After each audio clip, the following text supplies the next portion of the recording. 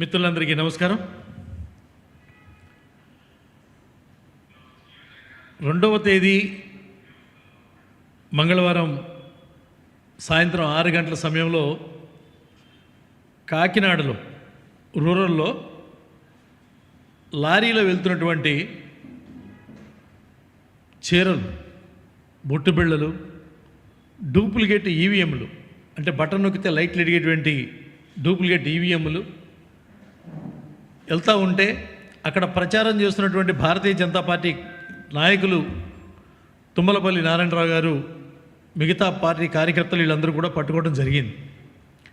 అయితే ఆ పట్టుకున్న తర్వాత సివిజిల్కి ఫిర్యాదు చేయటం, సివిజిల్ ఫిర్యాదు చేసిన తర్వాత అక్కడ ఉన్నటువంటి ఆర్ఓ ఎవరైతే ఉన్నారో ఐ కిషోర్ అనేటువంటి అక్కడ రావటం, అక్కడ ఉన్న తర్వాత ఈ లోపల సివిజిల్కి ఎప్పుడైతే ఫిర్యాదు వెళ్ళిందో వెంటనే ఒక 80 మంది వైసీపీ కార్యకర్తలు, గూండాలు ఎవరైతే ఉన్నారో అక్కడ రావటం, భారతీయ జనతా పార్టీకి సంబంధించినటువంటి నాయకుల మీద కర్రలతో రాళ్లతో దాడి చేయడం జరిగింది. ఇది చాలా విచిత్రమైనటువంటి పరిస్థితి.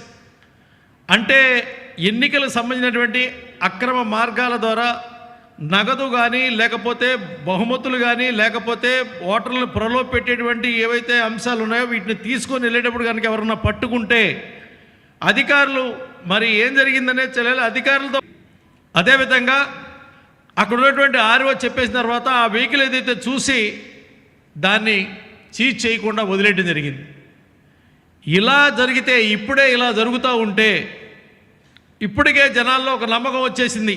అన్ని వైకాపా సంబంధించినటువంటి అన్ని కార్యక్రమాలు పూర్తయినాయి. ఓటర్ల కొనుగోలు దగ్గర నుంచి, ఓటర్ల ప్రలోభపెట్టే దగ్గర నుంచి, ఓటర్ల భయభ్రాంతుల దగ్గర నుంచి అన్ని అస్త్రాలు రెడీ చేసుకున్నటువంటి పరిస్థితి జరిగింది. ఈ ప్రక్రియలో భాగంగా అధికారులు ఎవరైతే ఇప్పటికి కూడా వాళ్ళ తాపేదారులుగా ఉన్నటువంటి అధికారులు ఎవరైతే ఉన్నారో వాళ్ళని ఇంకా తన చేతి కింద వాడుకునేటువంటి ప్రక్రియ కొనసాగుతుందనేది తేటతలమైనటువంటి విషయం. మొన్న కాకినాడ సంఘటనతో ఎన్నికలు సవ్యంగా జరుగుతాయి, పారదర్శకంగా జరుగుతాయనేటువంటి పరిస్థితి మాకు నమ్మకం కోల్పోతున్నటువంటి స్థితి కనపడతా ఉంది. ఇలాంటి సంఘటనలు జరిగినప్పుడు ప్రజాస్వామ్య పరిరక్షణకి ఎక్కువ మోతాదులో ఇబ్బందులు కలిగేటువంటి వాతావరణం కనపడతా ఉంది. రాష్ట్ర ప్రభుత్వం అధికారులను ఏ విధంగా అయితే వైకాపా కార్యకర్తల్లా వాడుకుంటుందో ఆ యొక్క అధికారుల మీద ఇప్పటికే ఎన్నికల కమిషన్కి పదే ఫిర్యాదు చేయడం జరుగుతూ ఉంది. మేము తీసుకెళ్ళడం కూడా జరుగుతూ ఉంది. రాష్ట్రంలో ఉన్నటువంటి పరిస్థితుల్ని ఈ రకంగా ఉన్నట్లయితే, అటువంటి సందర్భాలు వచ్చేలేకనైతే ఎలక్షన్ కమిషను ఏదైతే అధికారుల మీద ఇప్పటికే చర్యలు తీసుకుందో అటువంటి ప్రక్రియ మళ్ళీ వచ్చేటువంటి పరిస్థితి ఏర్పడింది. భారతీయ జనతా పార్టీ రాష్ట్ర బీజేపీ అధ్యక్షులు దగ్గుపాటి పురంధేశ్వరి గారి యొక్క